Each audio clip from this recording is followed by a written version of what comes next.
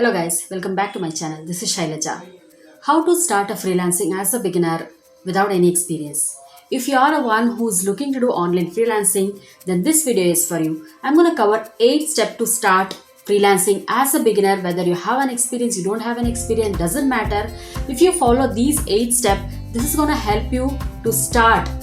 Even though you don't have a skills, you don't have a knowledge, you don't know where to start, you don't know the platforms, you don't know where to find the clients, I'm going to answer all these questions with 8 steps. So stay tuned till the end of this video to know the complete details of this video. So without further delay, let's start this video. The number 1 step would be find out one skill and master it. Either you're already good at it or you feel that I can be really good at this, I just need to learn or master or upgrade this skill. Or maybe you learn it from the scratch. You choose 1 or 2 skills as a beginner and start to master at it. Examples, you can do website designing, Canva designing, logo designing, copywriting, social media management. There are plenty of online skills which does not require any prior experience and you can do even if you are a student or even if you don't have any skills, you can just learn it from a lot of YouTubes or a lot of other courses or from your mentors, but just pick 1 or 2 skills and try to be master at it. The number 2 point is have a laptop or a computer. Many people ignore this point. I have seen so many students asking me to teach without having a laptop or a computer. It might sound so tempting, like you see a lot of people make videos using mobile, like they create videos and they edit videos using the mobile phone, but it is not the same thing when you start working with particular skills for your clients and you need to work with a lot of high-end applications. So those kind of applications needs a laptop or a computer. Many people think that let me adapt a skill, let me learn a skill and then let me invest on buying a laptop or a computer. Remember, this is like a heat moment, you are making a decision. So with the heat moment, first if you are investing on learning certain skills or investing your time to learn from free website like maybe YouTube from somebody, you are learning for free also, but still you are investing your time. But if you lose that tempo and you think that I'm going to buy it after a certain period, there are 2 things can go wrong. One is you are learning but you are not practicing. In this way, you tend to forget the skills what you adapted. Number 2, you lose interest. After a certain period, 1 or 2 months, you would have forgotten and you are not even interested to try. Now you need to learn it from the scratch when you buy the laptop or a computer. And when you don't have it, you're going to find really difficult because it's not going to support on mobile. Hardly you will find anything to work on mobile. So you need to have a laptop or a computer before even planning to go for online freelancing jobs. So make sure even if it is a second hand, please go ahead and invest and buy a laptop or a computer. Number 3 point is upgrade the skills. Now there are a lot of people think that okay, I am good at designing the website or maybe I am good at designing the Canva. Even I can say I have been learning Canva from almost 4 years now, but I cannot say I am still master at it because there are a lot of application or even when it comes to any other trends or any other online things, it keeps on upgrading every year or every 6 months or once in 3 months like that. So we need to be up to the mark to see what are the new features have been added, what are the changes have been done, let it be marketing, ads, let it be anything. So example, if you take as a Canva designing, they keep introducing one or the other features every month. If you observe, all you have to do is you need not to be good at it, but you should know what are the features that are available and you just learn about the new feature. And when you are talking to the client, you should actually say that you know such features because you are master at that skill. So what you need to do is before even approaching a client, before even offering your services and skills, make sure you know the latest news or latest upgradation of that particular skill. So make sure you upgrade your skills before even approaching your clients. The number 4 point is showcasing your skills in front of your potential clients. Now, how do we do that? Imagine you are good at Facebook ads or any other ads and you are really good at getting the results, getting the leads, getting the sales, but you never spoken in front of your potential audience. This is as good as equal to you have no skills. Nobody knows a person like this even exists. So it is highly important to showcase your skills in front of any of the platforms, like take it Facebook, Instagram, LinkedIn, Twitter, it could be any places, even YouTube. So if you are a person think that you are really good at this skill or you can solve X problem for Y people, then please go ahead and talk about it. Showcase your skills. Whether you have experience, you don't have experience, but you have a certain knowledge, which can solve certain problem, please go ahead and talk about it. Here you need to play advocate role for yourself to talk about why someone should hire you, how you can solve someone's problem.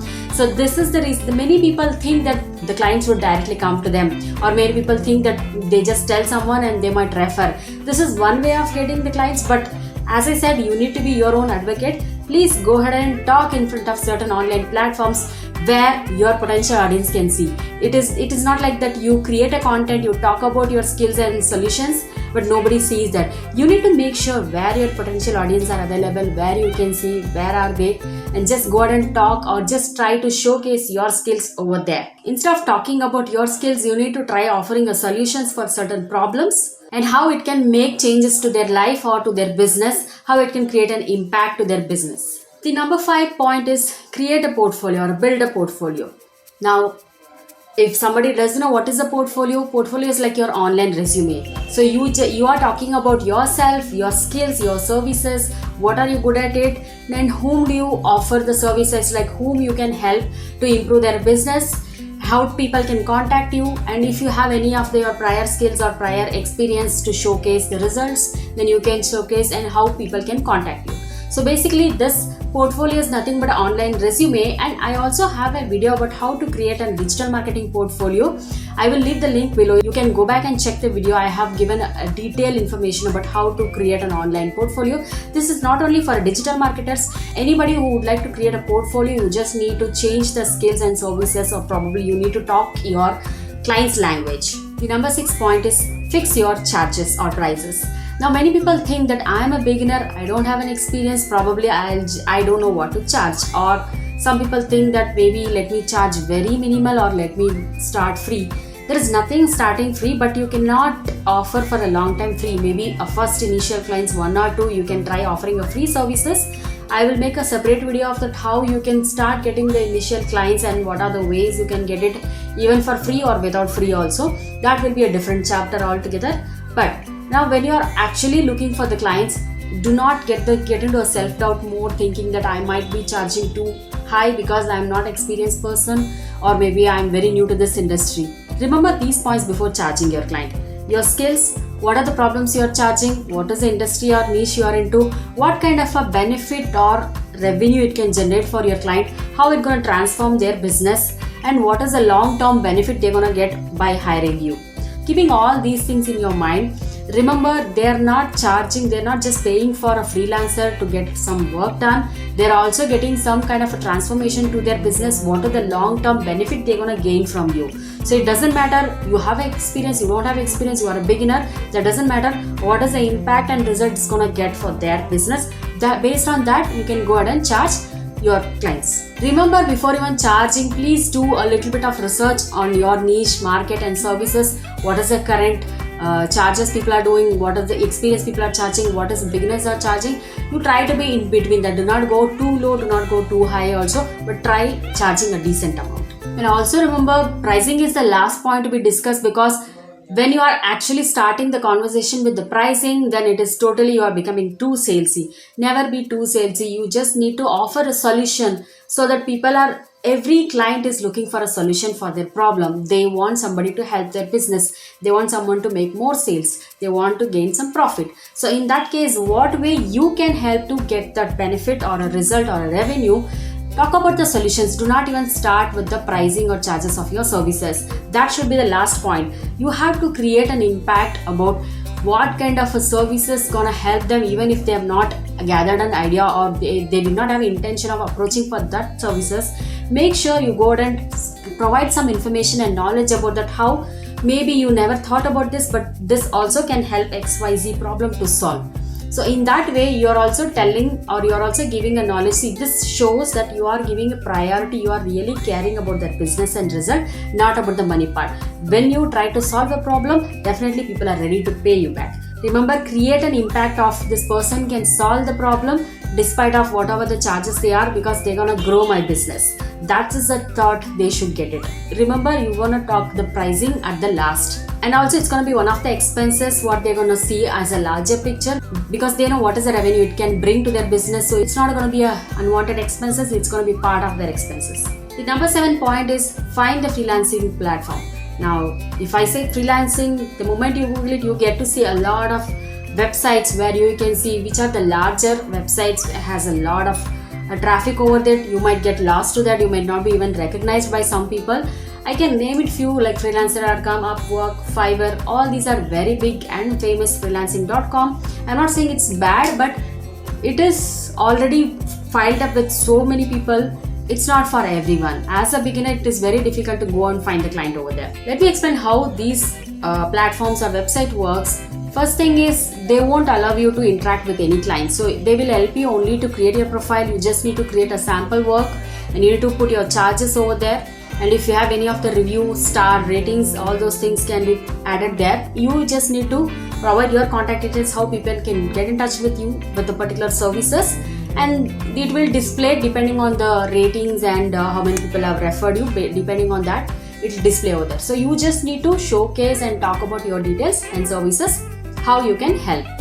This is the only thing they will do. Second thing is, the moment somebody works with you, there are certain charges are applicable for this. Like they take particular percentage of commission before you are charging. Suppose you are charging 5,000 to creating a logo, they might be taking 20-25% from your revenue. So you might end up getting like maybe 3,500 or 4,000, whatever the charges. I'm just giving a random example here.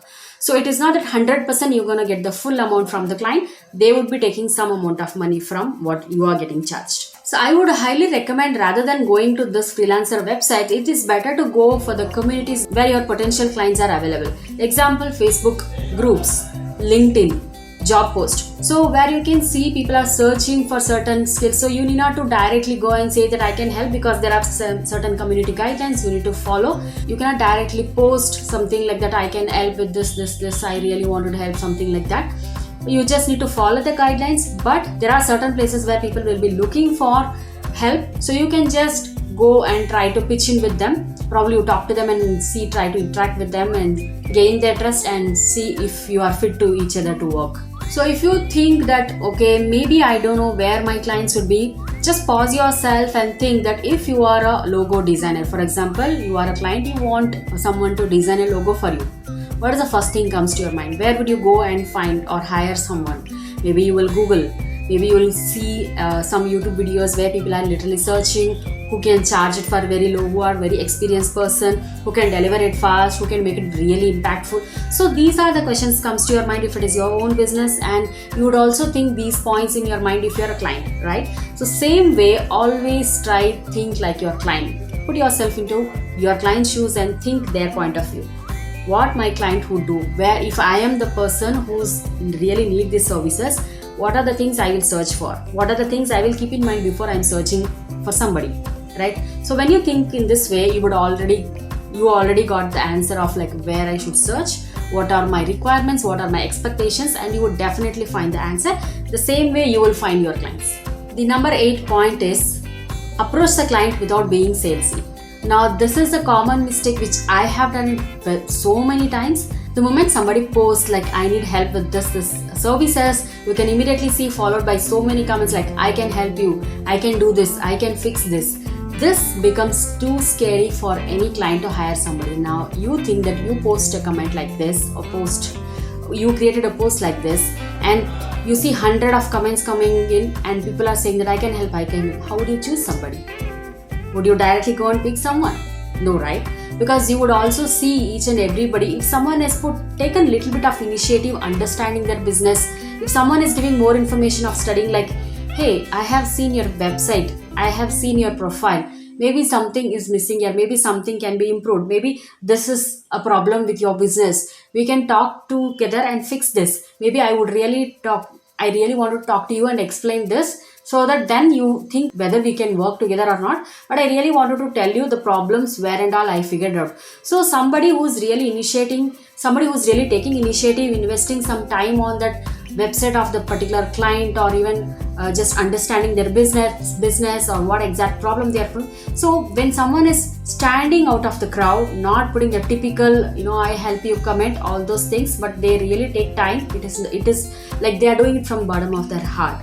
It is not just for the sake or just for getting the client, or it's just so tempting to immediately go and say you are not in a race. Remember that. You're not in a race who first the comment, who get the clients. No, it is not that way.